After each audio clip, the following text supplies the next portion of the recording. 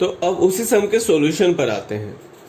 सबसे पहले जो एडजस्टमेंट होगा वो चार्ज अगेंस्ट प्रॉफिट का होगा। यहाँ पर जो रेंट वाला पार्ट था ना, वो याद है मैं रेंट वाला आपको करवाया था, चार्ज अगेंस्ट प्रॉफिट वो होगा। और क्वेश्चन में बोल दिया है कि रेंट का पेमेंट कैश में नहीं कर रहा है, पार्टनर्स के अकाउंट में क्रेडिट कर दे रहा है। अब वो पार्टनर्स कैपिटल अकाउंट में क्रेडिट होगा या फिर पार्टनर्स करेंट अकाउंट में क्रेडिट होगा, वो डिपेंड करेगा। फ्लक्चुएटिंग मेथड में पार्टनर्स कैपिटल अकाउंट में क्रेडिट होगा और फिक्स्ड मेथड में पार्टनर्स करेंट अकाउंट में क्रेडिट होगा। तो फर्स्ट जो जर्नल एंट्री हमने पास किया है वो कब किया है? ईयर एंडिंग डेट पर, मतलब 31 मार्च 2018 में।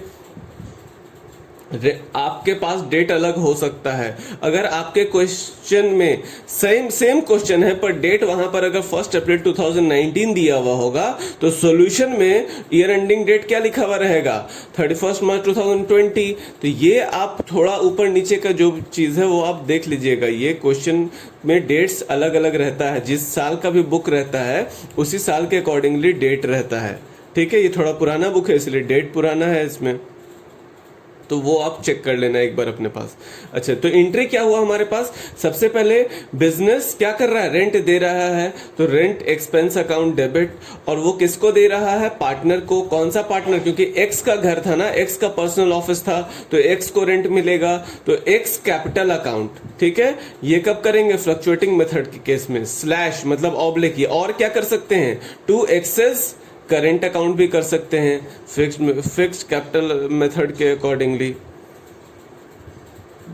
और क्योंकि ये रेंट जो है ये चार्ज अगेंस्ट प्रॉफिट है, तो इसको एंट्री में कहां से करेंगे हम लोग? प्रॉफिट एंड लॉस अकाउंट में डेबिट करेंगे। Profit and loss account debit to rent account.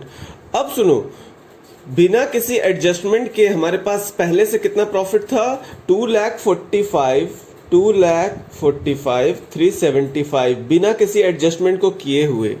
और जो रेंट था ये चार्ज अगेंस्ट प्रॉफिट है, तो profit and loss appropriation account में हमारे पास कितना प्रॉफिट जाएगा? ये वाला रेंट माइनस करेंगे, उसके बाद जो बचेगा वही तो जाएगा profit and loss appropriation account में। तो हम लोग 2,45,375 में से 1,20,000 माइनस कर देंगे, तो बचेगा कितना? 1,25,375। ये अब जाएगा profit and loss appropriation account में। ठीक है ना? तो पहले हमने पीएल में 1,20,000 को ट्रांसफर कर दिया, उसके बाद प्रॉफिट एंड लॉस अकाउंट से profit and loss appropriation account में बचा हुआ प्रॉफिट चला गया। ठीक है, क्यों? क्योंकि ये जो 1,20,000 था ये चार्ज अगेंस्ट प्रॉफिट था। तो चार्ज अगेंस्ट प्रॉफिट अगर कोई नेट प्रॉफिट से माइनस नहीं होकर के रखा, अगर हो चुका था माइनस, तब तो 2,45,375 ही जाता। पर क्योंकि वहां पर वो एडजस्ट नहीं हुआ था चार्ज अगेंस्ट प्रॉफिट, तो पहले उसको एडजस्ट करेंगे, उसके बाद बचा हुआ अमाउंट ट्रांसफर करेंगे। पर अगर क्वेश्चन में ऐसा बोले कि कोई भी चार्ज अगेंस्ट प्रॉफिट था, चाहे यहां पर रेंट रहता या loan, interest on loan to partners होता, अगर वो एडजस्ट हो चुका है तो फिर आप यहां पर माइनस नहीं करते इस तरीके से। समझ गए? तो मैंने आपको यहां पर कैलकुलेशन रफ में, छोटा सा जगह था यहां पे मेरे पास ब्लैंक, तो मैंने वहां पर करके आपको दिखा दिया। अब ये चला गया profit and loss appropriation account में। Profit and loss appropriation account में जाकर के सबसे फर्स्ट काम क्या करना था? हमें 20% जितना भी प्रॉफिट बचा था ना, इसका 20% कहां ट्रांसफर करना था? जनरल रिजर्व में। तो इसका एंट्री होता है profit and loss appropriation account to general reserve. जहां पर मैंने आपको सारी जनरल एंट्री बताई थी ना, वहां पर आप देख लेना, यही जनरल एंट्री होगा।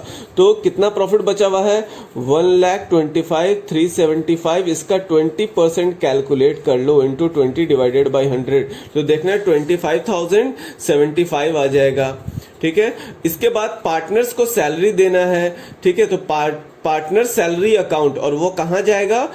इधर जो भी पार्टनर उसके करेंट अकाउंट में या फिर कैपिटल अकाउंट में। तो इसीलिए ऑब्लिक देकर के लिख दिया है 2x's कैपिटल अकाउंट और current account, 2y's capital account और करेंट अकाउंट। नाउ कितना था? एक का था 2,000 रुपीज पर मंथ, 12 मंथ्स के लिए कितना हो जाएगा?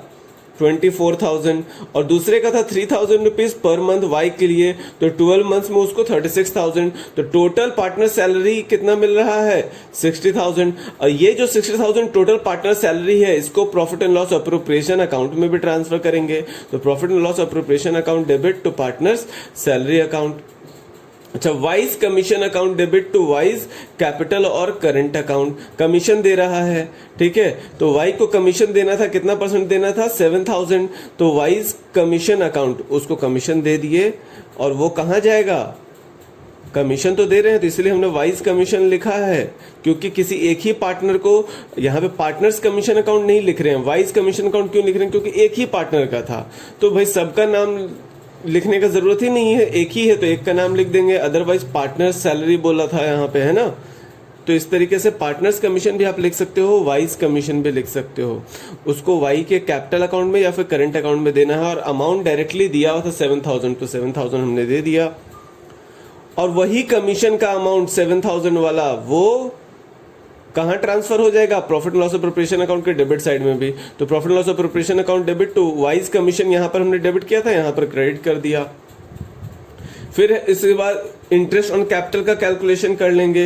इंटरेस्ट ऑन कैपिटल के लिए क्या बोला था, 12,000, तो आप 12% बोला था, तो जो कैपिटल का अमाउंट है, जैसे एक्स का कैपिटल का अमाउंट 80,000 है, तो 80,000 पर हम लोग क्या कैलकुलेट कर लेंगे, 12%, और इसमें कुछ परमानेंट विड्रॉवल या फिर एडिशनल कैपिटल दिया भी नहीं है, तो और कोई कैलकुलेशन नहीं होगा, ओपनिंग का जो अमाउंट दिया हुआ उसी के ऊपर कैलकुलेट कर लेंगे, 80,000 into 12 divided by 100 to Y's capital, और वाई का भी उसके अकॉर्डिंगली कैलकुलेट कर लेंगे, और टोटल जो भी इंटरेस्ट ऑन कैपिटल है वो फिर से पीएल अप्रो में ट्रांसफर हो जाएगा, तो profit loss appropriation account to interest on capital, ठीक है।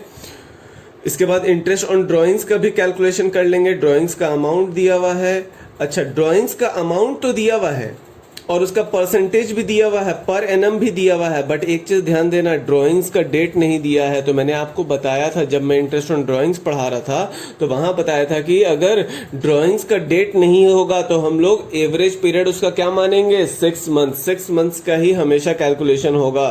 तो एक्स का ड्राइंग्स था 40,000 into 10 divided by 100, 10% into 6 months के लिए कैलकुलेट करेंगे, तो 6 डिवाइडेड बाई 12, तो क्या हो गया हमारे पास, एक्स कैपिटल और current account debit, Y's capital और current account debit to interest on drawings, मतलब पार्टनर्स कैपिटल और current account debit to interest on drawings, यही था हमारा जर्नल एंट्री। और उसको profit and loss appropriation account के क्रेडिट साइड में ट्रांसफर कर देते हैं, उसी इंटरेस्ट ऑन ड्राइंग्स को, जो टोटल इंटरेस्ट ऑन ड्राइंग्स आया ना 4,500 का, उसको हमने ट्रांसफर कर दिया।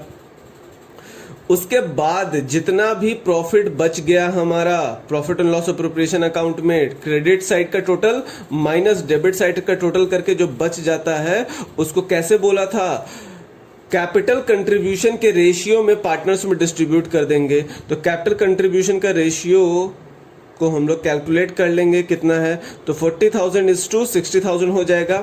अच्छा 40 से 40 कट गया, कुछ नहीं बचा।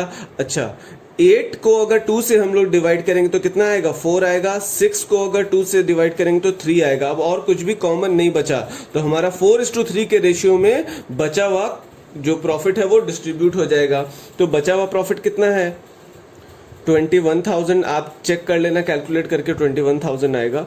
21,000 इंटू एक्स को देना है 4:3, तो 4 और 3 का टोटल कितना होता है, 7, तो 4/7 हो जाएगा, 4/7। सिमिलरली y के लिए 21,000, y को देना है 3 आउट ऑफ 7, तो 3 डिवाइडेड बाई 7 कैलकुलेट करके जो अमाउंट आएगा वो यहाँ पर लिख दिया है। अब यहाँ पर देखो हमारे पास जर्नल एंट्री आ गया। तो जर्नल एंट्री को लेजर्स में पोस्ट करना है, मतलब profit and loss appropriation account में पोस्ट करना है, या फिर पार्टनर्स कैपिटल अकाउंट में, पार्टनर्स करेंट अकाउंट में, जैसे हम लोग करते हैं उसके अकॉर्डिंगली हम लोग इसको, जैसे नॉर्मली लेजर्स में पोस्टिंग करते हैं उसी तरीके से वहां पर भी इसी जर्नल एंट्रीज को पोस्टिंग कर देंगे। पर एक बार के लिए भूल जाओ, अब हम लोग ना, ये जर्नल एंट्री हो गया है, आप पोस्टिंग भी करोगे तो वही रहेगा। अब हम लोग डायरेक्ट वहां पर देखते हैं कि कैसे, अगर हम डायरेक्ट बनाते तो किस तरीके से बनाते, क्योंकि जरूरी नहीं कि आपको हर बार जर्नल एंट्री बनाने बोलेगा। डायरेक्ट बोलेगा profit and loss appropriation account बनाओ, जैसे हमने पिछले क्वेश्चन में बनाया था प्रॉफिट एंड लॉस अप्रोप्रिएशन। तो इतना एंट्री करने का रिक्वायरमेंट नहीं है, आपको मैंने फॉर्मेट लर्न करवाया है, कौन सा चीज किधर आता है, तो उसके अकॉर्डिंगली हम लोग उसका पोस्टिंग कर लेंगे। ठीक है, अब अगर आपको क्वेश्चन लेजर्स में इसे पोस्टिंग करने बोलता इन रिलेवेंट अकाउंट, और अगर वो फ्लक्चुएटिंग मेथड अगर फॉलो कर रहे थे, तो ये दो तरीके का अकाउंट बनता है, एक प्रॉफिट लॉस अप्रोप्रिएशन अकाउंट बनता और पार्टनर्स कैपिटल अकाउंट बनता, बस ये दोनों बनता। और अगर वो लोग फिक्स्ड कैपिटल मेथड फॉलो करता तो प्रॉफिट लॉस अप्रोप्रिएशन अकाउंट तो बनता ही बनता, वहां पर भी ट्रांसफर होता ही, उसके अलावा दो और अकाउंट बनते, एक पार्टनर्स कैपिटल अकाउंट अलग से बनता और पार्टनर्स करेंट अकाउंट अलग से बनता। तो दोनों मेथड के अकॉर्डिंगली हम लोग, अगर फ्लक्चुएटिंग मेथड है तो पीएल अप्रोप्रिएशन और पार्टनर्स कैपिटल अकाउंट सिर्फ बनेगा, और अगर फिक्स्ड मेथड है तो पीएल अप्रोप्रिएशन तो बनेगा ही बनेगा, पार्टनर्स कैपिटल बनेगा और पार्टनर्स करंट अकाउंट बनेगा, और उसको उसके अकॉर्डिंगली फॉर्मेट आपको मैंने लर्न करवाया था, उसके अकॉर्डिंगली यहाँ पर पोस्टिंग हो जाएगा। तो यहाँ so as you can see here in the solution, ठीक है ना, पीएल अप्रोप्रिएशन अकाउंट दोनों ही केस में बनाना होगा, फ्लक्चुएटिंग या फिक्स्ड हो चाहे जो भी हो। प्लस फ्लक्चुएटिंग अगर है तो पीएल अप्रो तो बना, पार्टनर्स कैपिटल अकाउंट बना, और अगर फिक्स्ड था तो पीएल अप्रो तो बनेगा ही बनेगा, साथ साथ हमारे पास पार्टनर्स कैपिटल और पार्टनर्स करेंट अकाउंट बनेगा। तो अब इसका सॉल्यूशन देखते हैं। Profit and loss appropriation account पहले देखते हैं। Profit and loss appropriation account के क्रेडिट साइड पर क्या आता है, net profit after charge against profit वाला कैलकुलेशन के बाद। तो ये जो 1,25,375 ये अमाउंट कैसे आया था, अभी मैंने आपको पीछे जर्नल एंट्री के टाइम पे बताया है। मतलब रेंट माइनस करने से पहले का प्रॉफिट जो था उसमें से हमने पहले रेंट माइनस कर दिया 1,20,000 का, तो 1,25,375 आ गया था। और इंटरेस्ट ऑन ड्रॉइंग्स पीएल अप्रो में कौन से साइड पर आता है, क्रेडिट साइड पर आता है, तो ये आ गया क्रेडिट साइड पर इंटरेस्ट ऑन ड्रॉइंग्स एक्स का और वाई का। इसका कैलकुलेशन भी पीछे दिया हुआ था, कैलकुलेशन का अमाउंट वही रहेगा। जनरल रिजर्व में हमने 20% ट्रांसफर किया था, तो किस अमाउंट का कैसे ट्रांसफर किया था ये भी कैलकुलेशन यहाँ पर भी है और यहाँ पर भी है। और जनरल रिजर्व जब ट्रांसफर होता है तो कहाँ पर होता है, प्रॉफिट लॉस अप्रोप्रिएशन अकाउंट के डेबिट साइड पर होता है। इंटरेस्ट ऑन कैपिटल या फिर करंट अकाउंट भी जो जाता है वो प्रॉफिट लॉस अप्रोप्रिएशन अकाउंट के डेबिट साइड से जाता है। तो एक्स को कितना जा रहा है, वाई को कितना जा रहा है, इसका कैलकुलेशन हमने पीछे कर रखा है। सिमिलरली पार्टनर्स कैपिटल और करंट अकाउंट को में अगर सैलरी दे रहे हैं तो दोनों अमाउंट कैसे आया था इसका कैलकुलेशन पीछे है, और ये डेबिट साइड पर आता है। प्रॉफिट लॉस अप्रोप्रिएशन अकाउंट में salary to partners, commission to partners debit side में आता है, वाई को कमीशन दिया जा रहा है, तो इधर वो वाई के कैपिटल अकाउंट में जाएगा या फिर करंट अकाउंट में जाएगा। अब हम लोग फ्लक्चुएटिंग का पोस्टिंग करेंगे या फिक्स्ड का पोस्टिंग करेंगे उसके अकॉर्डिंगली देख लेंगे। तो टोटल ऑफ दिस मतलब ये दोनों अमाउंट का total minus this one and this one, ये चारों अगर इसमें से total of this minus total of this करेंगे तो बचेगा हमारे पास 21,000 को लास्ट में जो हमने प्रॉफिट डिस्ट्रीब्यूट किया था 4:3 के रेशियो में, उसी को हमने यहाँ पर दिखाया है, वही अमाउंट लास्ट में डिस्ट्रीब्यूट हो गया 21,000 और कुछ भी नहीं बचा।